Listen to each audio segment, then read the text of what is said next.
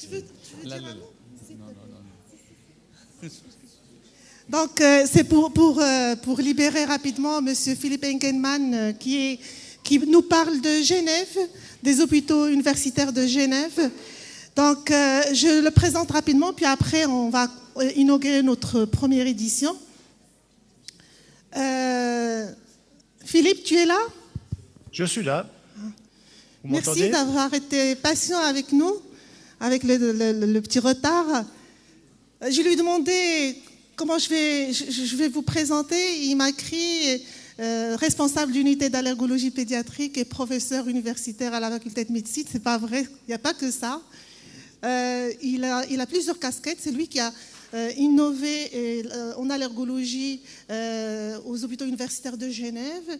Il est aussi rédacteur en chef de la Pediatric Allergy and Immunology, qui est en fait le journal porte-parole des recommandations européennes en ce qui concerne tout ce qui est allergique et immunologique chez l'enfant.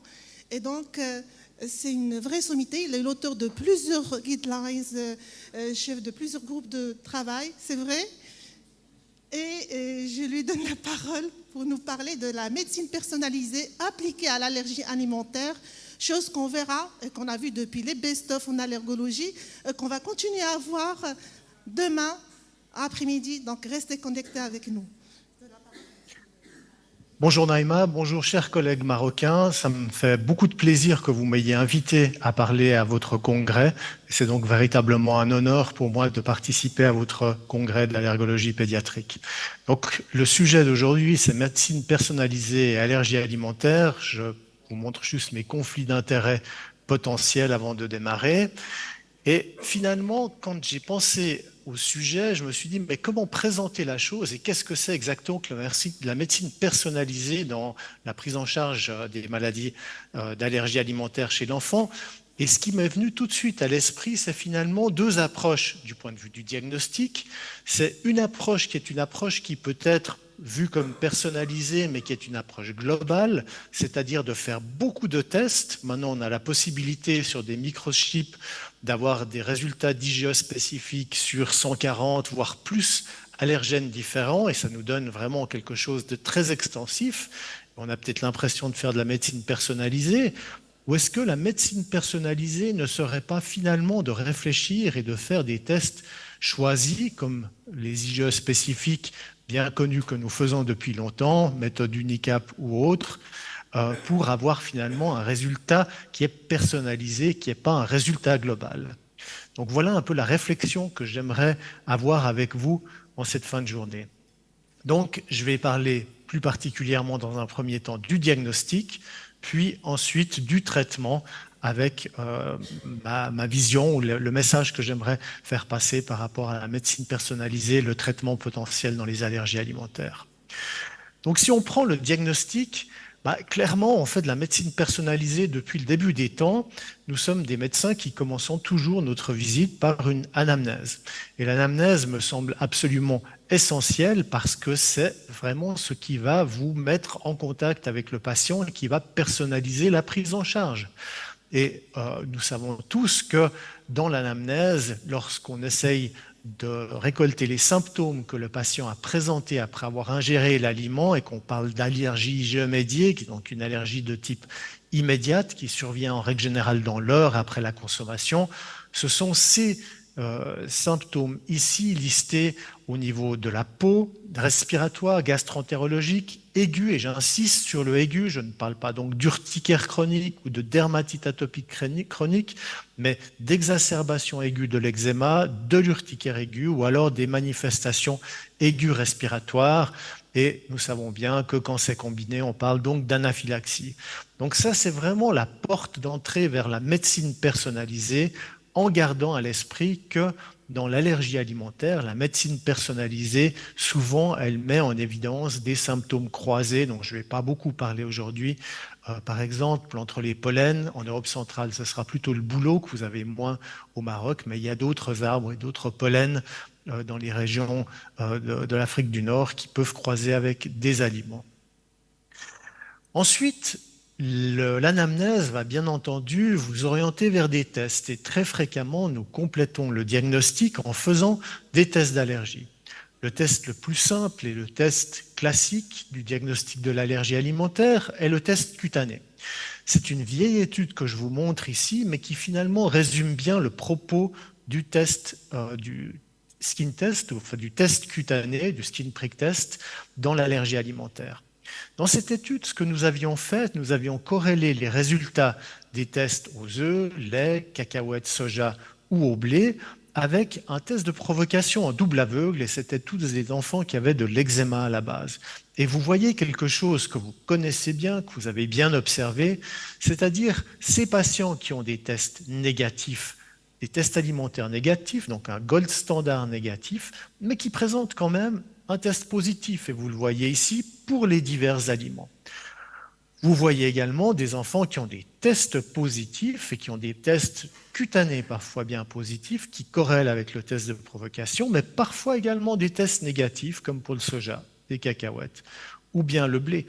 Donc une sensibilité qui n'est de loin pas parfaite et on se trouve finalement assez fréquemment dans une zone grise ici où vous avez un overlap où le test cutané va vous aider mais pas vous donner le diagnostic précis.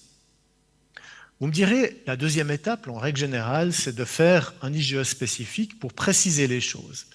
Alors l'IgE spécifique vous donne une valeur, donc c'est un test quantitatif par opposition au semi-quantitatif du test cutané.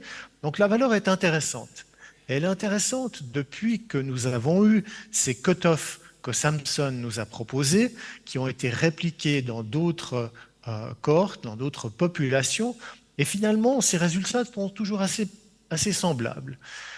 La première chose, c'est qu'ils diffèrent selon l'allergène. Vous voyez ici que la courbe pour le blanc d'œuf est différente de la courbe pour le lait, avec une progression plus rapide. Ce qui veut dire qu'avec un test d'IgE spécifique, avec un résultat plus bas, vous aurez une probabilité plus élevée pour les œufs que le lait, que le patient ait réellement une allergie.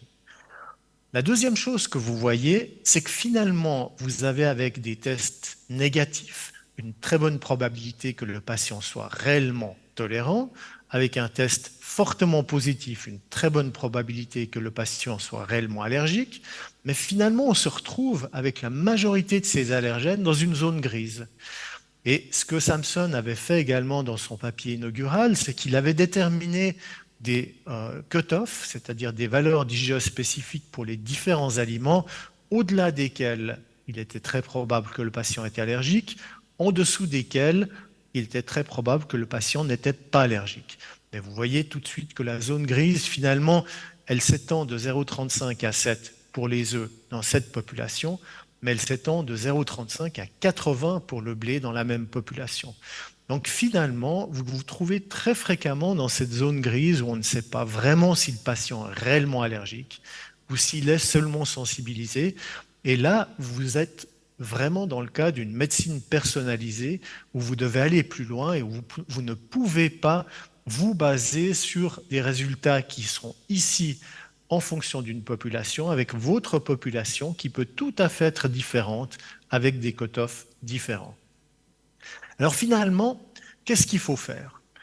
Je dirais que mon premier message est important, c'est qu'il faut éviter les tests inutiles. Pourquoi? Parce que vous pouvez vous retrouver dans le genre de situation qui est dépeint sur ce normogramme. Et je vais vous expliquer pourquoi. Si vous prenez par exemple un patient qui a une probabilité pré-test faible d'être réellement allergique. Je vous donne un exemple, un patient qui a des douleurs abdominales chroniques, vous avez fait une investigation et finalement les parents vous reposent toujours la même question. Oui, mais docteur, est-ce que vous avez exclu une allergie alimentaire? Et vous vous dites, bon, je vais finalement faire un bilan d'IgE spécifique, soit un mélange, ou alors regarder le lait, les œufs, les arachides, enfin les allergènes les plus fréquents. Mais la probabilité pré-test, vous n'y croyez pas vraiment, elle est faible. Vous avez une valeur qui peut être un résultat positif. On l'a vu tout à l'heure, il suffit que le patient soit atopique pour que le test réagisse. Mais finalement, votre test, la probabilité post-test, elle est faible que le test soit un réel positif. Et c'est la probabilité que ça soit un faux positif est élevée. Si par opposé, vous avez un patient qui a réagi 30 minutes après avoir bu du lait ou mangé des œufs, en faisant de l'urticaire, en ayant un problème respiratoire, il a une même valeur de test, votre probabilité post-test que le patient soit réellement allergique est vraiment élevée. Donc finalement, pour éviter de se retrouver dans une situation où l'interprétation est difficile, le conseil que je vous donnerais vraiment, c'est chez ces patients-ci d'éviter de faire des tests pour voir, parce que vous allez très fréquemment voir ceci, un patient atopique qui n'est pas réellement allergique, alors que si votre probabilité pré-test est élevée, c'est-à-dire que le patient est présélectionné, et là on fait réellement de la médecine personnalisée, vous allez avoir un résultat qui réellement sera informatif et qui vous aidera dans la prise en charge de votre patient. Donc, comment finalement faire? Si vous avez une faible suspicion d'allergie, les symptômes ne sont pas réellement suggestifs, mais vous voulez exclure l'allergie en tenant compte de l'atopie du patient finalement et du risque d'avoir un faux positif, il peut être utile de faire un test de screening, mais en réfléchissant vraiment au risque d'avoir un faux positif. Si à l'opposé, vous avez quelque chose de fortement suggestif avec une symptomatologie qui est apparue rapidement après un aliment précis, ça s'est peut-être répété 2-3 fois, vous allez finalement faire un test qui est tout à fait ciblé par rapport à l'allergène qui vous intéresse.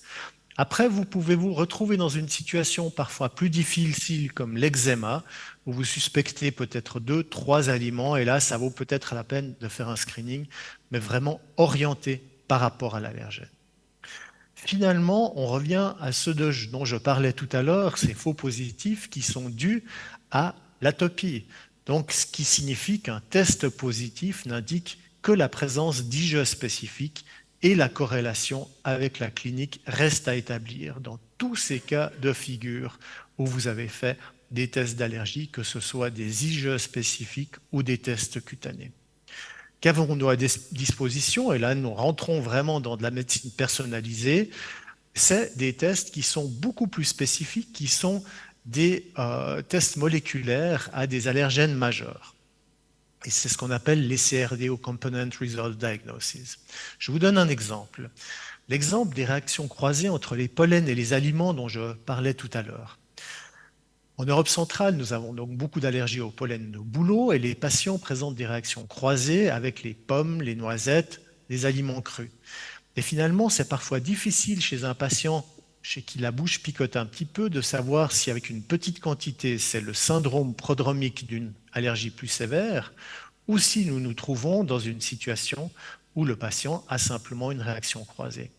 Si nous faisons un test avec l'allergène total de bouleau, de pomme ou de noisette, vous vous trouvez finalement dans cette situation-là où vous avez des allergènes cross-réactifs en vert et vous avez des allergènes uniques avec les autres couleurs. Et votre test sera positif dans toutes les situations. Donc un patient allergique au pollen de bouleau, qu'il ait oui ou non une allergie croisée, il aura des tests positifs, mais aussi à la pomme, aussi à la noisette. Et le renseignement ne sera pas vraiment important, puisque vous allez surdiagnostiquer, par exemple, l'allergie à la noisette. Et c'est là où les allergènes spécifiques, les tests spécifiques aux allergènes majeurs, comme par exemple pour la noisette, dans cet exemple le Cora 9 ou le Cora 14, vont nous aider à faire la différence entre des patients qui ont ce qu'on appelle des symptômes objectifs dans cette étude, c'est-à-dire de l'anaphylaxie, ou des symptômes subjectifs, par exemple un syndrome d'allergie orale croisée. Et là, vous voyez que surtout chez l'enfant, plus que chez l'adulte encore, que d'utiliser ces recombinants va vraiment nous aider à faire un diagnostic beaucoup plus précis, notamment dans ces réactions croisées qui peuvent poser un réel problème. Donc là, nous sommes dans la médecine personnalisée. Ceci est valable pour les noisettes, c'est valable pour les arachides avec le ARA-H2, c'est valable pour le lait avec la caséine qui va nous indiquer la sévérité et le côté permanent de l'allergie au lait, ou avec l'ovomucoïde pour les œufs, qui va nous indiquer la tolérance aux œufs cuits, si l'ovomucoïde est basse, ou bien une allergie aux œufs crus et aux œufs cuits si l'ovomucoïde par opposition est élevé. Le gold standard, parce qu'on se retrouvera toujours dans une situation où on est dans cette zone grise, le gold standard reste le test de provocation. Et là, on est vraiment dans de la médecine personnalisée parce qu'on va décider de tests de provocation en fonction des résultats et de l'anamnèse du patient.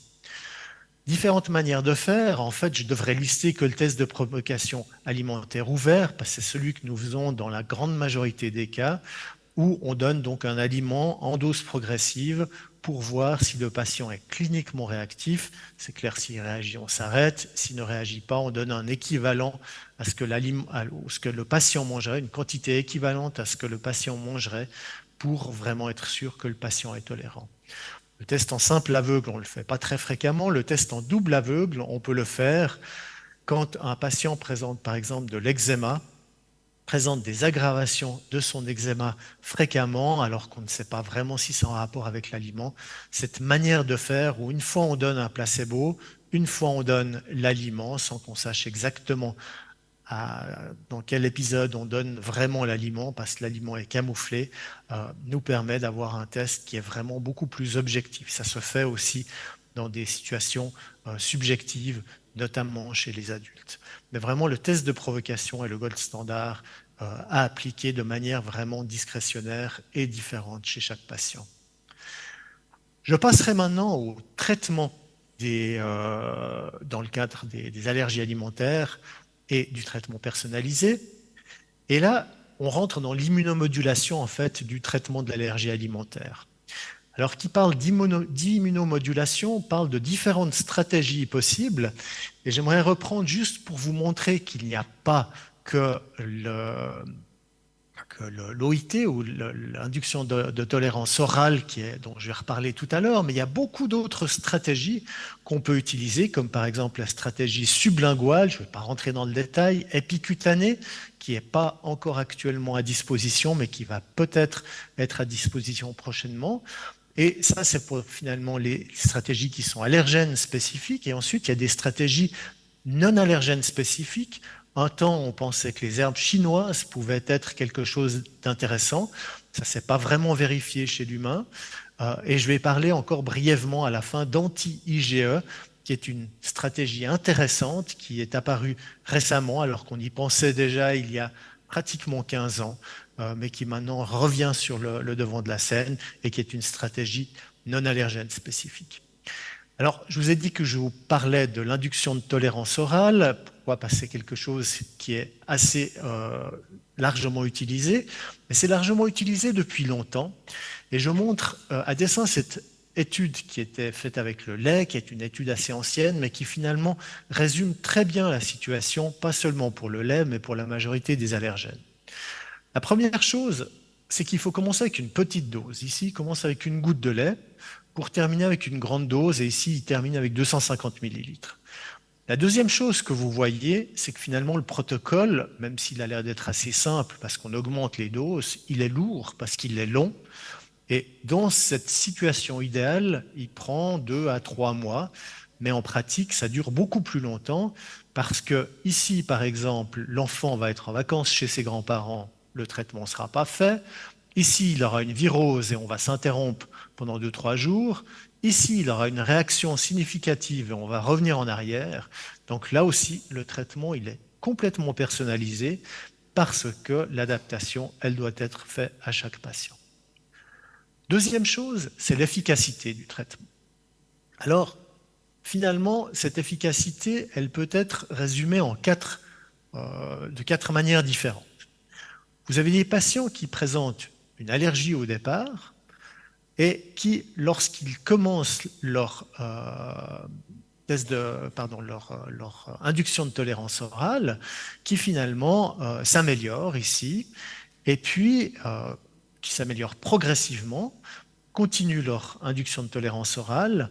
Mais certains patients, quand on arrête la consommation du médicament, ils redeviennent allergiques, donc ils perdent ce qu'on appelle le sustained non-responsiveness, c'est-à-dire qu'ils doivent être continuellement exposés à l'allergène pour garder cette tolérance. Alors si on réintroduit l'aliment, ils redeviennent tolérants et ils restent tolérants. Et ceci prend en fait plusieurs années pour éviter ce retour en arrière, ce retour vers l'allergie.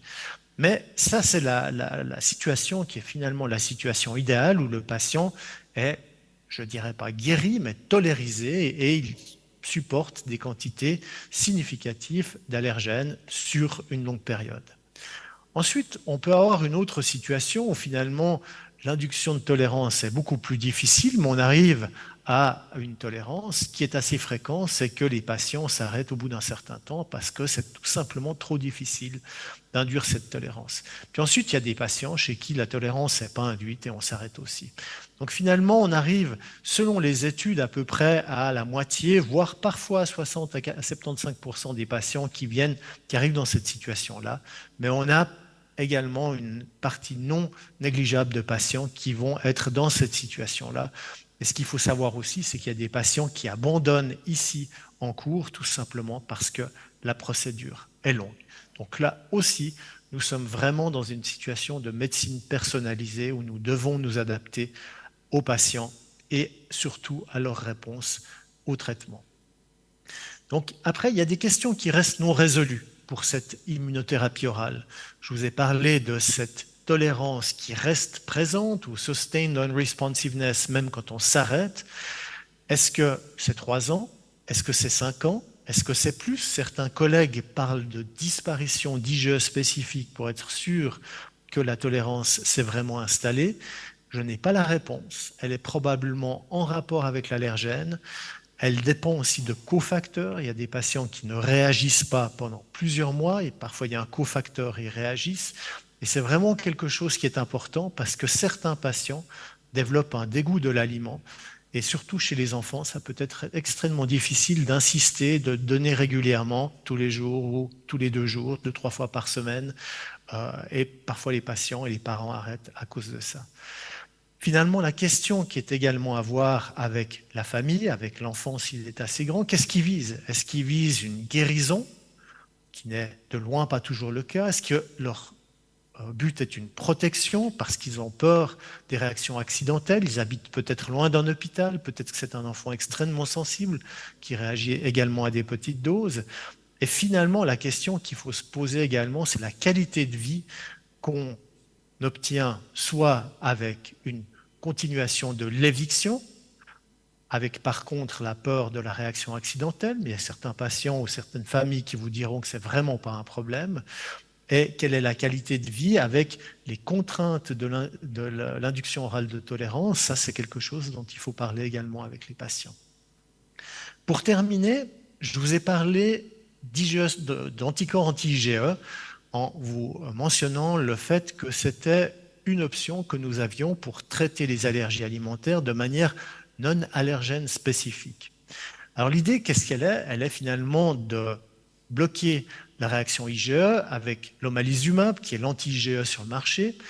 Et là, vous voyez les résultats d'une étude qui vient d'être publiée, enfin qui a été publiée il y a 6 mois cette année, et pour une indication qui maintenant est acceptée aux États-Unis, c'est-à-dire l'indication pour protéger de l'allergie alimentaire avec un traitement d'omalizumab.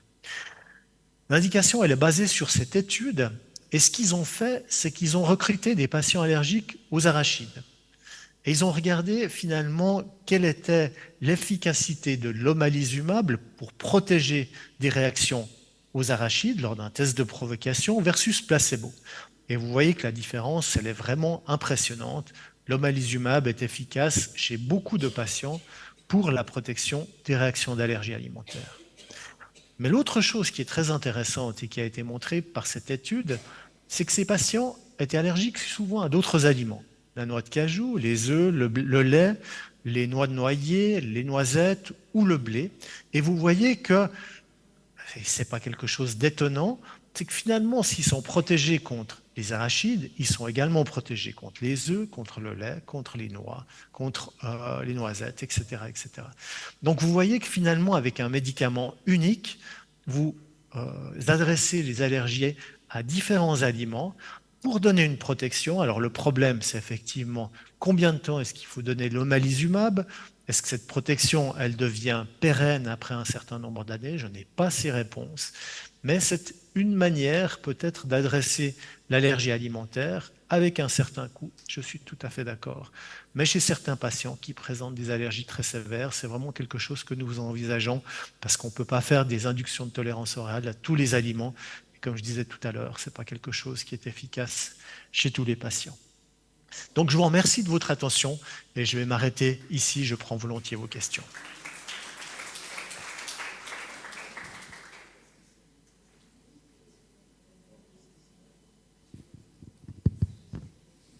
Merci beaucoup, professeur Engelmann, pour cette belle mise au point sur les allergies alimentaires. Effectivement, les allergies alimentaires, surtout chez le petit enfant, ça pose beaucoup de problèmes. D'abord, le diagnostic qui n'est pas précis, vous l'avez soulevé, la différence entre sensibilisation et allergie. Et on voit encore assez souvent des régimes d'éviction sévères qui ne sont pas fondés. Et l'allergologie moléculaire est heureusement là pour recadrer ces attitudes thérapeutiques et prise en charge de l'enfant allergique, surtout quand il est polysensibilisé. On a des pistes maintenant pour traiter, elles ne sont pas tout le temps faciles et disponibles. Les biothérapies anti-IgE, effectivement, c'est une solution par rapport aux enfants polysensibilisés et polyallergiques alimentaires. Heureusement, on en a actuellement au Maroc, mais je ne pense pas que les services les utilisent pour le moment dans ces cas-là. Le problème que je voudrais soulever, c'est que je vois dans ma pratique des bilans IgG de tolérance. Et sur ça, c'est vraiment une catastrophe parce que à n'importe lequel d'entre nous à qui on fait ce bilan-là, il sera positif. Et malheureusement, des confrères, ils se basent sur ça pour faire des interdictions. J'aimerais bien que vous nous donniez un petit peu votre avis, même si ça sort peut-être du contexte de l'allergie vraie. Ces fausses allergies, donc ces faux bilans. Hein, C'est vrai dans l'acquisition de tolérance. Oui. Non, mais ils les considèrent comme allergiques. Ils les considèrent comme allergiques. J'aimerais bien que vous nous donniez votre point de vue sur ça, s'il vous plaît. Alors, je vous rejoins totalement, c'est des tests qui ne sont absolument pas utiles. Comme vous le dites, quand on a été...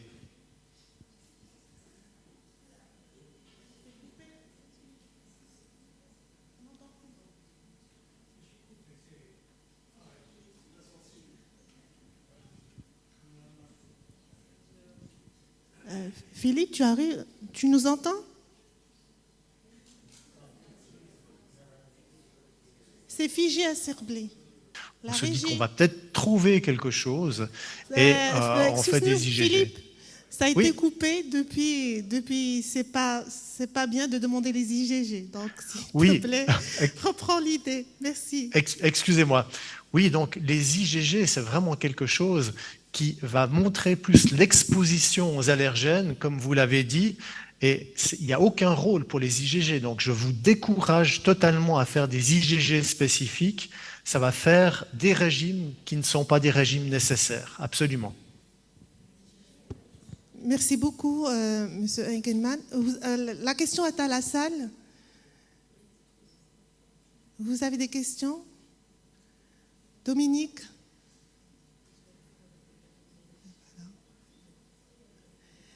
Donc, je pense que ça a été tellement clair et que, en fait, la notion de médecine personnalisée, c'est nouveau par rapport à nous, mais depuis quelques années, c'est des notions qui sont introduites, que ce soit dans le diagnostic, dans le traitement. Et je pense que maintenant, il y aura les recommandations qui vont se baser sur des endotypes, des phénotypes pour pouvoir proposer soit un biomarqueur diagnostique, soit un biomarqueur de pronostic, soit un biomarqueur de thérapeutique. Voilà. Vous voulez commenter? Non, j'étais très ravi donc, de voir cette belle conférence. Sur le programme, je traiterai demain les recombinants, la place des recombinants dans l'allergie alimentaire. Et j'ai repris une plaque de vous, professeur Engelmann, sur la classification des mécanismes de l'allergie. les IgE médiés, les non-IgE médiés, les fausses allergies, les allergies digestives, qui est toujours d'actualité. Et je pense que, avant d'explorer, comme vous l'avez bien dit, l'anamnèse, elle est extrêmement importante. Rien qu'avec l'anamnèse et l'interrogatoire et le contexte clinique, on peut, dans beaucoup de cas, éliminer des allergies. Et comme vous l'avez aussi précisé, que pour les tests prédictifs, quand il y a une valeur prédictive positive, que le patient soit allergique, et le test a toute sa valeur, et là, c'est toute la question de l'interprétation du test. Je dis toujours qu'avant de pratiquer un test cutané ou de demander un test biologique, le bon clinicien, il doit s'attendre aux résultats. De par la bonne anamnèse, s'il a bien analysé les symptômes et s'il a une très bonne vision de la clinique du patient. Tout ceci me rend extrêmement heureux et je vous remercie de l'avoir reprécisé. J'étais vraiment très content d'assister à votre conférence. Merci, professeur Engelmann. Merci, professeur Engelmann. Merci de m'avoir trouvé un moment, malgré vos engagements professionnels et familiales. Donc, au plaisir de se retrouver au cours de notre réunion scientifique. Merci à vous. Merci, bon congrès.